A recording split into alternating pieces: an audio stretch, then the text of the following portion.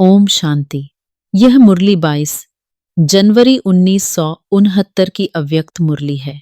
आज गुलजार बहन वतन में गई तो ब्रह्मा बाबा ने वैसे ही मुलाकात की जैसे साकार में करते थे। बाबा ने कहा कि बच्चों के भोजन के समय से लेट आई हो। बाबा तो बच्चों के टाइम पर ही भोजन करते थे। फिर बाबा ने वतन में वही दृश्य दिखाया जो साकार में था। वही कुर्सी, वही पैड, वही पेंसिल।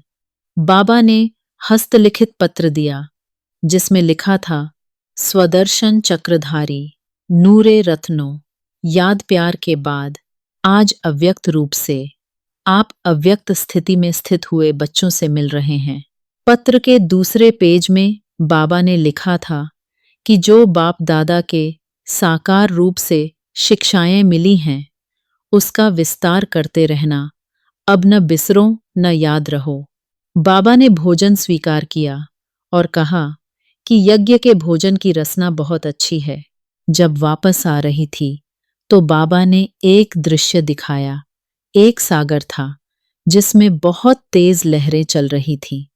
बाबा की आज्ञा प्रमाण जहां पांव रखा वहां की लहर शांत होती गई।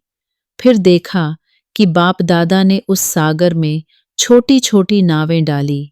कोई लहर से इधर उधर होती रही और कोई जैसी थी वैसी रही।